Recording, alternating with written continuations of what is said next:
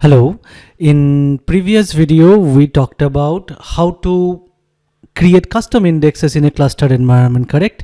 And if you remember, so this is the video I am talking about. So as I always create contents randomly, so I just try to make sure like in the next video I'll just talk about the previous video as well. Okay, so and that particular video was part of the Splunk admin playlist, so this video will be part of the Splunk admin playlist as well, and after this video it will be shown up over here in that playlist. Okay, so now in that video we have seen like how to create that tmdb underscore index, that particular index in a clustered environment. So what we did, so if I just do a very short recap, so in the cluster master apps we created a sample indexes.conf file in the underscore cluster folder, underscore cluster local folder to be specific, and then we basically use that configuration bundle push from the UI to distribute it to the indexer layer.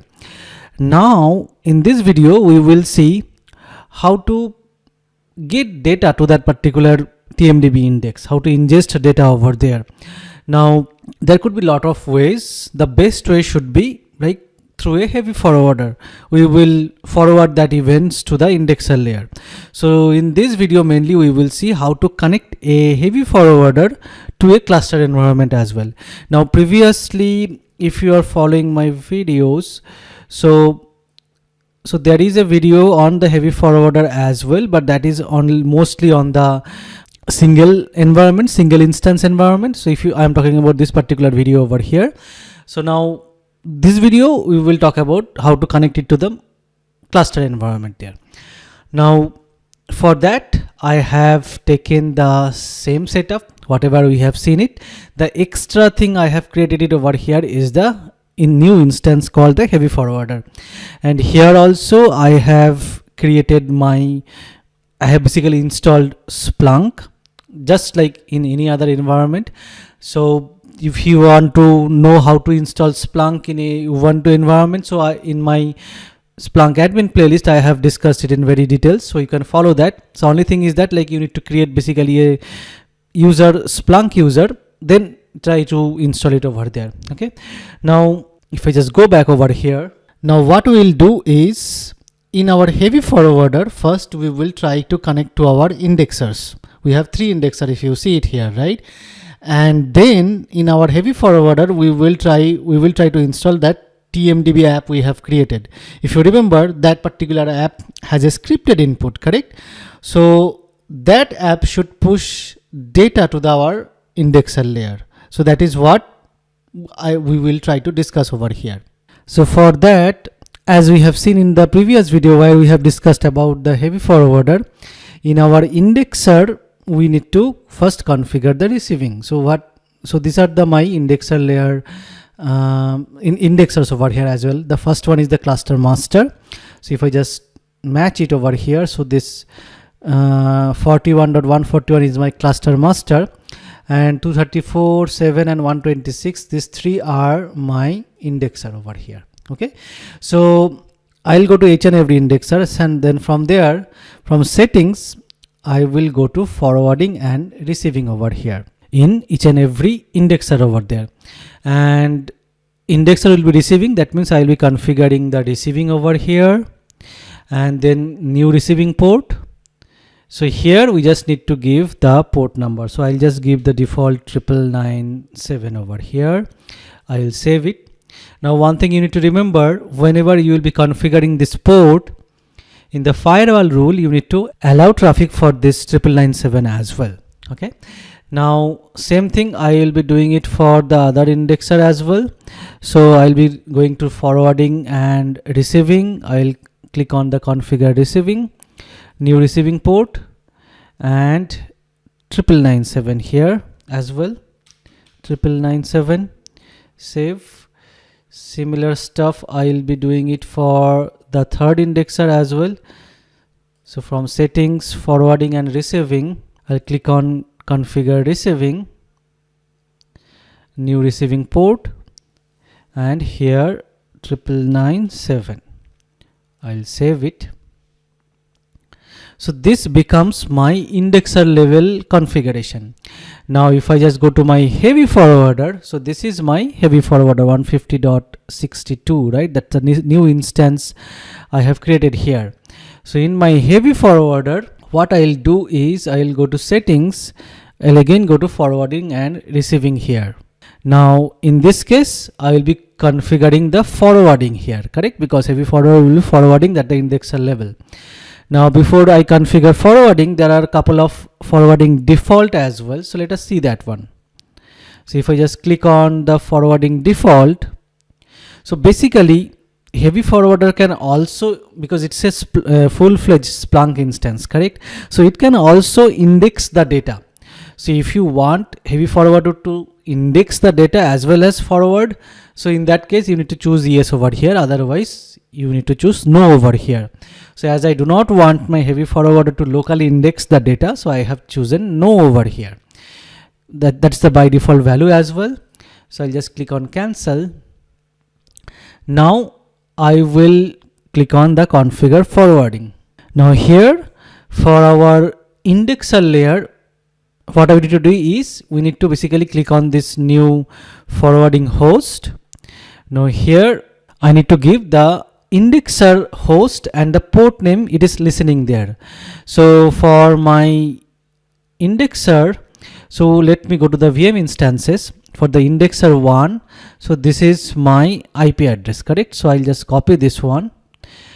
I will go over here, I'll paste it over here, and then colon, I'll be giving the port number called 9997 here. Save. Now same thing I'll be doing it for the other indexers as well. So new forwarding host, so we have done for indexer 1, so similar stuff we will be doing it for the indexer 2 as well. So indexer 2 port number, then colon 9997 here. I'll be clicking on save. Similar stuff for the third indexer as well. So I'll just copy this one. I will come up over here, new forwarding host. I'll paste it here and colon 9997 here. I'll be clicking on save over here. So we have configured the 3 indexers over here in the heavy forwarder, so that which will receive the data, correct? So now if I just install my TMDB app over here in my heavy forwarders and enable that scripted input, so what will be happening, that scripted input will be getting the data and the data will be forwarded to my indexers. So let us see that. But before that, let me show you that one as well. In my GitHub repo I have this TMDB app as well, so which will be using the same one, but there could be a small change. You need to do it over here in the default folder inputs.conf. So because initially when I developed it, I actually created this in a Windows environment, so that's why it could be in that GitHub these things could be backward slash. Okay, so you need to change it to the forward slash. Anyway, I will be moving this new code to my repo as well, so you can forward it, you can refer it from there as well, but just for the change I am just telling you. So this is one change, because in Linux it will not be, the backslash will not be recognizable at all. The second thing is in the TMDB app bin folder, so there is a folder called checkpoint. So there is a file called this one, checkpoint.txt. Now if you have any data over here, because if you remember, like when we initially implemented some custom checkpointing, so what we did is, like whenever we were ingesting a particular movie data, we are also updating this file so that we will not ingest the same file again and again, same movie again and again. So if you have something over here, you can delete it as well, because when you are moving this thing through a new environment, you want to start from fresh, correct? So that you can do it as well. So from the checkpoint.txt. So with these two changes, what I have done it over here is I actually created a tar file from this TMDB folder. Okay, now what I'll do is from the heavy forwarder UI itself I can install that app, because it's a standalone Splunk environment. So I'll just go to apps, manage apps,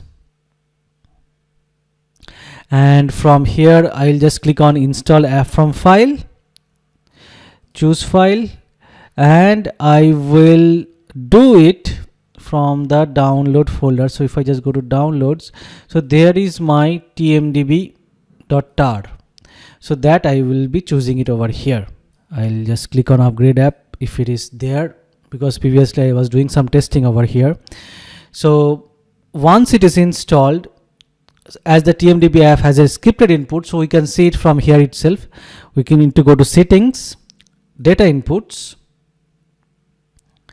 and from here we'll go to scripts, and from here, so this is my scripts. I think currently it's disabled, so let's enable it over here. We will try to see whether any data is getting pushed to our Splunk index or not. And if I just go to my search head and go to search and reporting and just try to run this command, index equals to tmdb underscore index here. Okay, so let's say for last 15 minutes we will see if any data is getting pushed or not. And if you see, my data is getting pushed. 438 movies has been indexed into my indexer, and from the data is coming from my heavy forwarder, if you see it over here. And now if I just click on the Splunk server, it's the indexer 2 which is having this particular data over here, right? Initial bucket it has received it over here. Anyway, they will be replicating their own data as well, correct? Now another thing I just wanted to show you, if I just go to cluster master, so this 41141 is my cluster master here, correct? So if I just go to settings and go to indexer clustering, if you remember, like we did this indexer clustering setup from this particular settings only, right?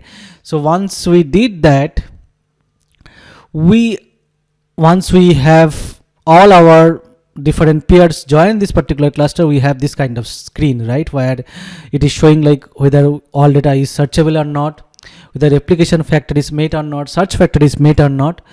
If you just go to indexes tab, you can see your custom index over here as well now, TMDB index. So once it has some data, it will definitely show up over here, and it will show up how many buckets it has, how many what is the raw data size, everything it has. Okay, so we now understand how to connect a heavy forwarder with an indexer cluster, correct? And from there we actually able to ingest some data to a index which is we have distributed in a cluster as well using our cluster master, correct? Now in the next video we'll talk more around this cluster indexer cluster as well. Like we will try to distribute an app, probably we'll try to create another index through an app and try to distribute the app also.